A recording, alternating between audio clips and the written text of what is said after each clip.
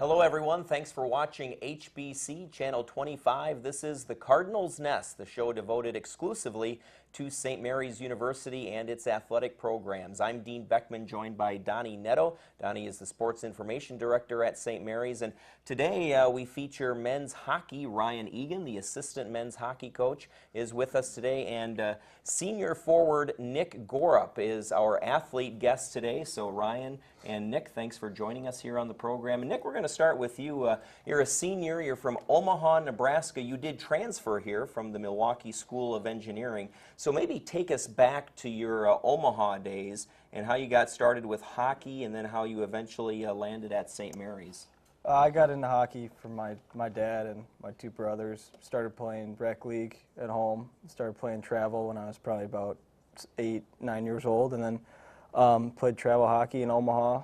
We came up to Minnesota a few times, a few tournaments, but mostly played at home in the Midwest. And then Coach Egan actually came into town when I was 15 or 16 and started a AAA program, and I started playing for him. I played for him for 2 years. Ended up going down to El Paso, Texas, played junior hockey there for 3 years. Went to MSOE, liked it there for 2. School was just a little different. And then I knew Coach Egan, I knew he was here. Some of the guys on the team here played with me in El Paso as well, and I just started talking to Coach Egan and some of the guys and decided I would come to St. Mary's. And Ryan, you have to be thrilled then to get a player that you're familiar with, he's familiar with you and your coaching style. That has to be a good fit here at St. Mary's. Yeah, it was good. It was exciting when we heard that he had interest in coming to St. Mary's. I obviously knew what kind of player he was. He had good success at Milwaukee School of Engineering. It's always nice to get someone with experience and upperclassmen to transfer. And so it worked out well. It worked out well. It's been good having him. I know he wished he was had been a little bit healthier this year to this point, but we're hoping from here on out that he stays healthy and can contribute as much as he would like. And Nick, academically, what's your major and what do you hope to do after school? I'm doing human resource management. I would like to try and play hockey for a few years after school and possibly get into coaching or something, working with hockey. I'd like to stick around the game as long as I could. You know, it's interesting. We just brought up, you know, Ryan, you coached in El Paso. Nick, you're from Omaha, Nebraska. We were talking off camera that the roster that you have has players from all over the country. 4 from Alaska. You've got them from Idaho. Talk a little bit, Ryan, in terms of recruiting, because it's not something you just go up to the Twin Cities and watch some high school games and find some players to play. You guys have to do a lot of traveling and see a lot of games at a lot of different venues. Absolutely. Hockey is unique in the sense that it kind of filters players out for us into certain leagues. There's a number of those leagues in Canada, which we've really made an effort to try and get some of those players, whether they're American players or Canadian players, back to St. Mary's. And also there's a league here in the States called the North American Hockey League. We do majority of our recruiting in that league. And like I said, it filters itself out for us, but we do have to get on a plane or we got to drive distances to get to those teams. There's 28 teams in that league now, all the way from Alaska to Texas, California, as far out as Pennsylvania. So we definitely put on some miles. I'd say Coach Moore does majority of those miles, which is a good thing. The kids like to see the head coach when it comes to recruiting. But we definitely got to work and got to put the miles on to get the kids here for sure. Nick, it's probably been a little while now that you're a senior, but if you can kind of talk a little bit about the difference between playing AAA midget, going to juniors, and then coming to play Division III college hockey. Obviously, there's big steps each way in the progression of getting to Division III. Yeah, there's good players at every level that you play at, but I found that I'm not a very big guy, and each level you move up, guys just are bigger and stronger and faster, no matter what. When you're playing midget AAA hockey, you're usually playing your age group with, U16 or U18. Then you get to juniors and being a 17 or 18-year-old kid playing against 20-year-olds. But then it's just completely different in college. Most of us come into here, Division III, being a 21 or 20-year-old freshman. I'm a 24-year-old senior now, but playing as a 21-year-old freshman, you're playing against guys who are 24 and they're fully grown, big guys, and it's different. You could be one of the best hockey players ever, but there's always going to be guys that are bigger and stronger and faster. So that's the big thing, is just to keep up with those guys. If you're not a big guy, you got to make sure that you can handle yourself in a corner and, stuff like that. And I was going to say, while we're on the topic of age, that also is an adjustment, and Ryan, you can maybe talk about this as well, an adjustment for players in the classroom, because they might come in as a freshman, 20, 21 years old, and they have their peers, so to speak, at that level would be 18 years old primarily. So that has to be an adjustment, and probably something you have to talk to them about as well. Absolutely, and some of the junior teams do a nice job of preparing kids. I think it's more common now for kids to take classes while they're playing junior hockey. I was a product of the same thing. I played 2 years of junior hockey before college, so I was a 20-year-old freshman when I entered college, and it definitely was an adjustment. You know, if you hadn't taken college courses, you definitely have to get yourself trained and back into your time management skills, because now it's class all day, practice in the evening. And at the Division III level, I think some kids before they get here take for granted the seriousness of the level of hockey and the amount and the time commitment that needs to be put in. You know, they think Division I hockey is a big time commitment. Well, it's very similar at the Division III level, and you have to maintain your grades, because we are academics first at Division III level, and you're going to a small private Catholic school where the academic rigor is challenging. So it's definitely an adjustment, absolutely. Nick, talk a little bit about your role this year. You know, and Coach Egan did hint that you've kind of been an injury-plagued year. We were talking off camera. Hopefully you're healthy now and ready to go. One of two skating forward seniors with Kevin Wentland, and there's two goalies that are also seniors this year. As one of the seniors, as an assistant captain, you're looked on to really provide a lot of leadership. Is that a role that you're comfortable with, and what do you look at as your strengths in terms of a leader? Yeah, I'm absolutely comfortable with that. It kind of helps, you know, obviously having Coach Egan, playing for him before I was a captain for him in midget hockey. And, you know, yeah, it has been tough being hurt this year, but there's really, you know, I'm coming back and I'm looking to be healthy the rest of the year, and I know I'm going to take it a step at a time. I'm more of an offensive player, playmaker type guy, and I haven't really had the opportunity this year just because of what's happened. I've been, you know, injured. So coming back, I just need to take it, you know, small steps and look defense first, I guess, and just help out the team in any way I can. And, you know, the time's going to come, and I'll be there to, you know, help put points on the board. Well, it'll obviously be nice to have you back in the lineup this weekend. A big conference series against Bethel this weekend. No strangers to Bethel, Coach. You played them up in the showcase to open the year. Came away with a nice win against Bethel. Actually, a very convincing win. Probably not the same Bethel team that you're going to face this weekend. No, we're going to see a much more confident Bethel team. I think early in the year, you never really know what to expect. I don't think they knew what to expect from us early in the year, and we jumped on them real early in the game. They're a more confident team. They're coming in 5-1 in the conference right now. I hope we're playing with some confidence as well. We're 3-1, two teams that are fighting for top 3 spots in the conference right now. So it's going to be a really emotional weekend. I hope the guys are ready. I hope we're ready to battle for all 4 points.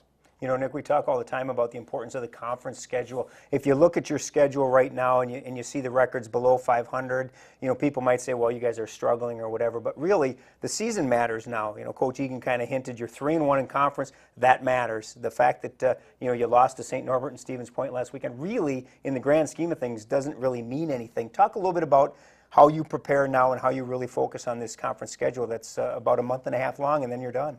Well, you know, those games they're great because, you know, those are, you know, that conference, they're always top teams in the country, and it's, you know, it's fun to play against those type of teams. And yeah, this weekend was a learning experience for us, and but you know, we got to take that and turn those negatives into a positive coming into the rest of the season, because this is where it really matters. And you know, we're playing against tough teams. You know, every night in this conference, you don't know what you're going to get. It could be something different Friday and something completely different Saturday. So we just really got to focus on the rest of the year, take it a game, a shift, and a period at a time, and leave the games that, you know, the non-conference games in the past, because those can't do anything about those now.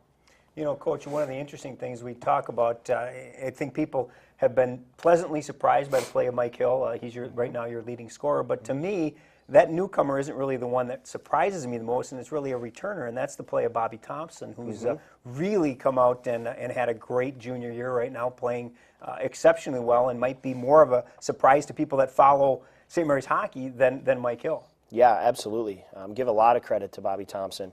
I mean, he's really committed himself since he got to St. Mary's, both academically, physically. He really takes good care of himself, and that's all transferred to the rink. It was nice to get a guy like Mike Hill because I think they complement each other very well, and I think they've both made each other good players. Obviously, Mike's made Bobby good, and Bobby complements what skills Mike brings to the table. But I would agree with you. I think we were happy to get Mike, but I think Bobby Thompson was a huge surprise for us. You look back now and you wonder where we'd be without Bobby Thompson through the first half of this year. He's put up good numbers, he's been a physical presence for us, and he's been a good leader, and he's getting the job done in the classroom, and we couldn't expect any more from him. As we look to get started now with the second half of this conference season, looking back maybe statistically on the first half, Coach Egan, what would be some areas of improvement that you would like to see? One of the things I've been impressed with this year, and I don't know exactly how it compares to last year at this time, but the number of penalties committed by St. Mary's is actually fewer than your opponents. And so it seems like penalties have been cut back, but what would be some areas of improvement that you think can propel this team to the next level? Yeah, a big focus of ours has been defensive zone coverage. Lately we've struggled to keep pucks out of our net. Part of that is being able to spend more time in the other team's zone. When we started out this year, we were averaging almost 6 goals a game through our first 4 or 5 games. Now I think we've kind of flip-flopped that, and we're giving up that many instead of scoring that many. So our goal right now is to just spend more time in the offensive zone, take some pressure off our goaltender, take some pressure off our D, quicker transitions out of our defensive zone to get into the other team's zone, and really start putting some more pucks in their net. We feel like if we can gain some momentum early in a game is when we're best. So if we can come out and pop in 1 or 2 or 3 out of the gate, that's going to carry the momentum through the game, and that's something we haven't done in the last month and a half. Nick, talk a little bit about the last 2 weeks. You guys came back to campus on the 30th of December, and you got to just focus on hockey. No classes. Classes don't start again until Monday. Kind of nice to be able to not have to worry about the books and everything that goes along with the college life and just be able to focus on hockey. Yeah, it almost brings the guys back to the junior lifestyle, junior hockey, where you put all your time and focus into hockey, and then it's also nice because we're away from each other for about a week and a half or so, and it's nice just to be able to hang out with the guys and get everything going, get that camaraderie back, and just focus on hockey, focus on what we have to do, and then when school starts, we'll start worrying about that. But for right now, we got 2 big games in conference this weekend, and just to be able to go to practice and work out, and then just kind of take some time to relax and hang out with the guys really helps out a lot. Not to put you on the spot or get in trouble or anything, but are there any things that you guys did as a team outside of hockey? I know Coach Moore is big into getting you guys to go for maybe a bowling trip or just kind of do something. I know they were laughing at you the other day when you guys had your little dryland basketball tournament going on down in the rack. And are there anything that you guys did as a team that kind of helped you in that building of that team chemistry? Well, yeah, we always guys are always doing something around. We all live in the old village around school, and guys are always doing something, whether it's we'll have a poker game or an NHL video game tournament. And every Thursday night we go to our captain, Brad Fasaro's house, and we have a team meal. So we're all there, and everyone's there for an hour and a half playing cards or doing something. And just something like that the night before a game really helps us out. We get a good meal in us, and we just get to hang out. Now wait, Brad cooks the meal? Oh, no. Oh, okay. I was going to say, good meal, and Brad's cooking, and I'm not sure about that. Nick, you had to probably like what Coach Egan had to say about being more aggressive offensively, taking more shots on goal, because you're a forward. I know you and Kevin work really well together. That had to be nice for you to hear. Yeah, it is nice. It's always nice when, you can come back to the bench after a shift and you're dog-tired because you just work the other team's defensive zone over, and it's better than coming back from scrambling around your own end and just trying to get the puck out. So getting pucks to the net, and it's just creating scoring opportunities. That's all we need to do, because when we do play in the zone, there are times that we don't get pucks to the net, but we dominate play, and it's fun. It's fun hockey when you're doing that too. And Nick, due to your good start, there really seems to be a sense of energy and an excitement level with this year's team. Do you sense that in the locker room? Yeah, absolutely. Coming in to St. Mary's last year as a first-year guy here, they saying it's getting better every year, and this year it's been better than last year even. And I think guys see it. We can be a playoff team, that we have it, we just got to find it, and it is exciting and it is fun, and I think there's times we're doing a really good job of not getting too excited about a victory or not getting too down on ourselves about a loss. We're trying to keep a level head and just take everything a day at a time and see where it goes from there. Coach, not to put Nick on the spot or anything, but you know, he talks about coming in last year as a first-year player, and you know, obviously he has really proven his value to this team, and just the fact that the players voted him as an assistant captain, and you know, I think that that's got to say something about what he brings to this team, having only been here for 1 year. Yeah. I don't think he gives himself enough credit. I think he puts a lot on himself for what he needs to do on the ice. But I think by being voted a captain, I think that shows a lot about what he does off the ice as well.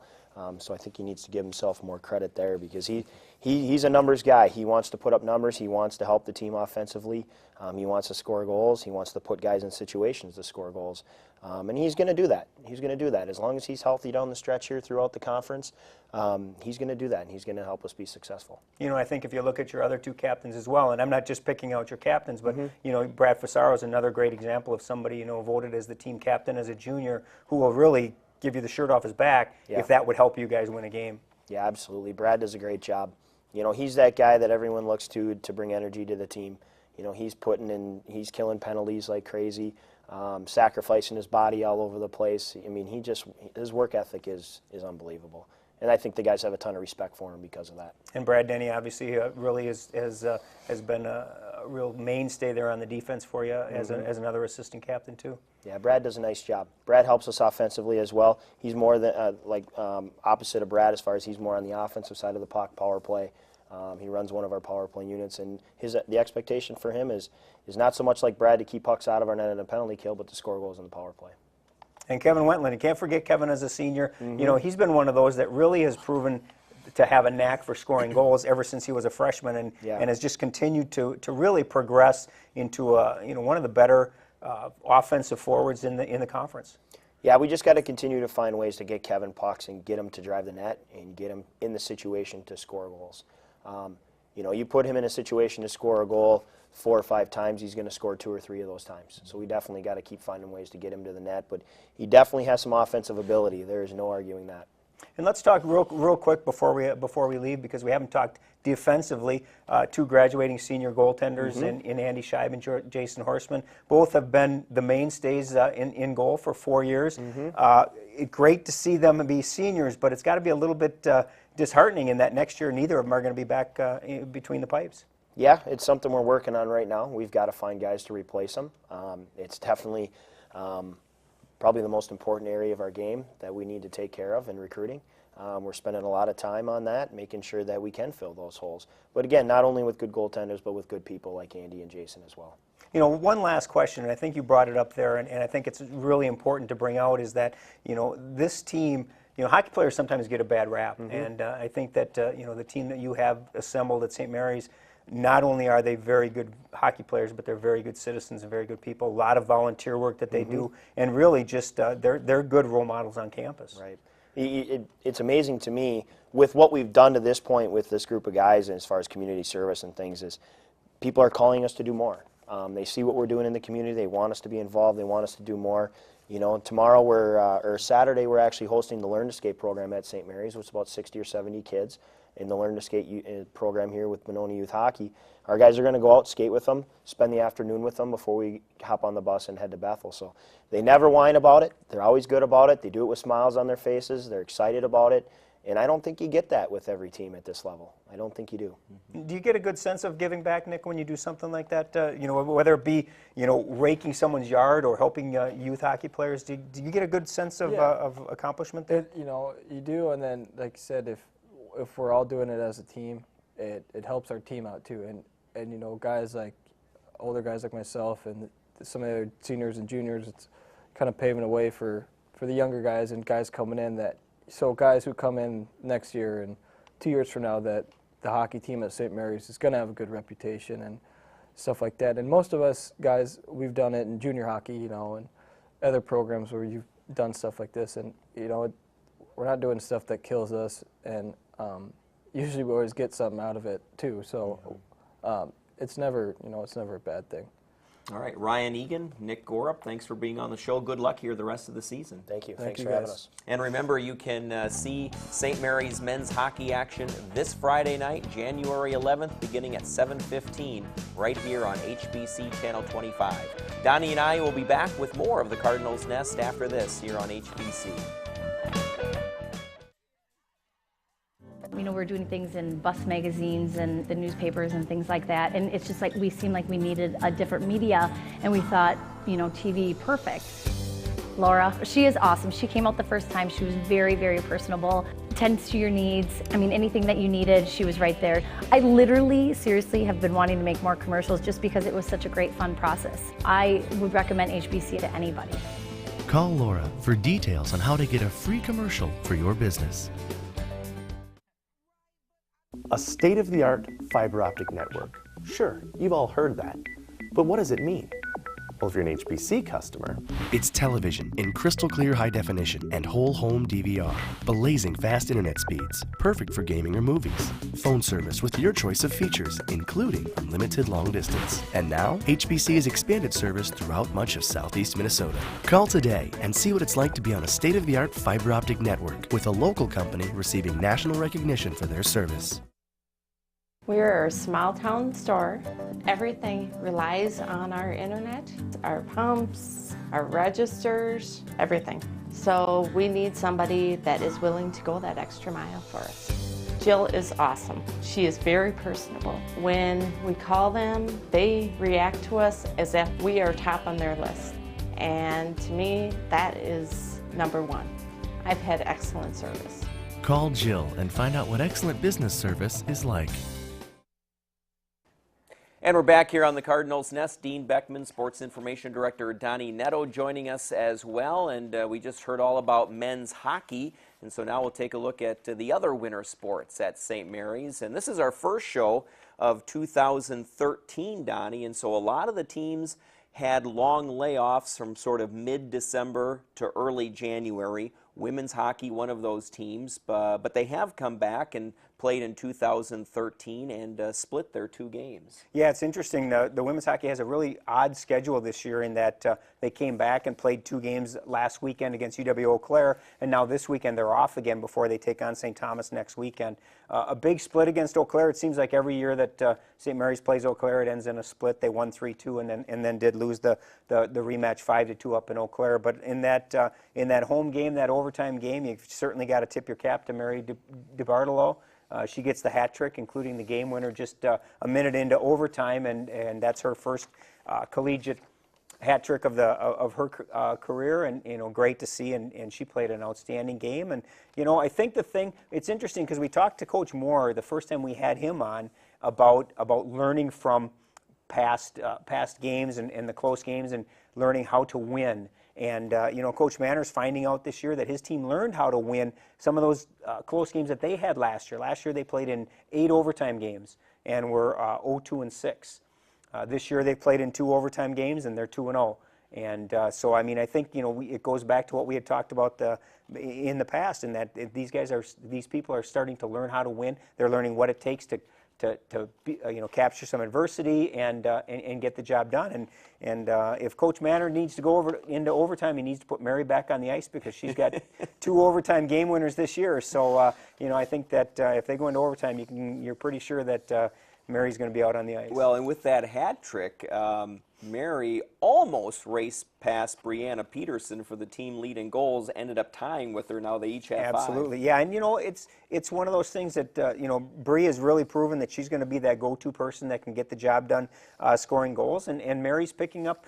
She's starting to pick it up and really start to play very well, and it's great to see from her because she's a very talented player, and it's nice to see her have some success for the effort that she's putting in. And one of the things I like about this year's women's hockey team, Donny, is they're very deep at goaltender. They play 2. They have played pretty evenly. Sarah Gustafson, last year's really lone goaltender, who played almost all of the minutes last year, has close to 400 minutes in goal, 359. But Tori Herman just about 300 minutes. So it's good to have that depth at goaltender. No question, and I think that if you had a goaltender sitting here, they would argue all day with you because they'd say they want to play every game. But I'm a firm believer that having two goalies, two capable goalies, is going to help them in the long run. In that you're not going to overwork one of them. Now, sure, if Tori or Sarah gets very hot and they play very well in, say, a back-to-back series type of thing, I could see Coach Manor maybe sticking with that person. But until somebody really steps up and proves that they are head and shoulders above the other, I think it's a great thing to be able to have two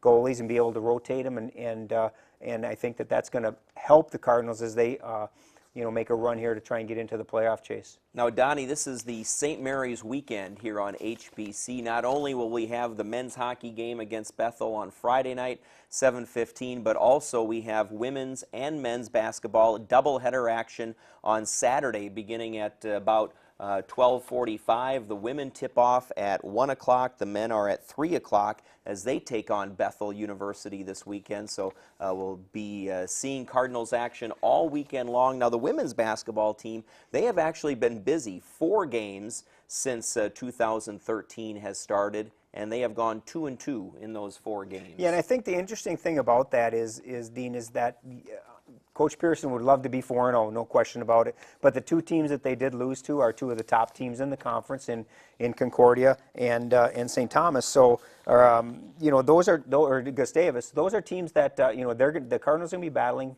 for one of those top 3 or 4 spots in the playoffs. So, the important thing for them is to keep beating the teams that are below them in the standings, and hopefully when they get a rematch against St. Thomas, Gustavus, or Concordia, they'll be able to pull one out there and grab one of those 1, 2, 3, or 4 spots and get a home court playoff game. They're playing very good basketball right now, especially on the defensive end, and I think you can use the McAllister game as a great example.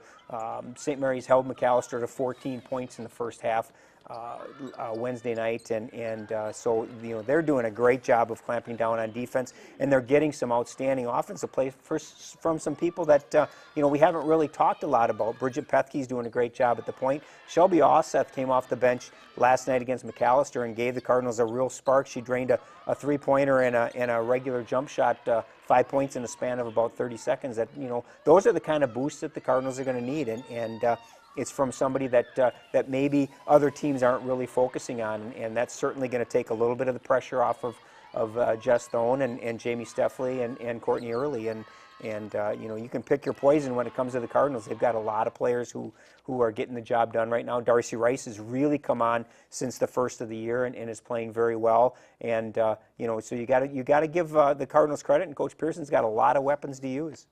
And we'll also have the men's basketball game against Bethel. That'll tip off at about 3 o'clock Saturday here on Channel 25.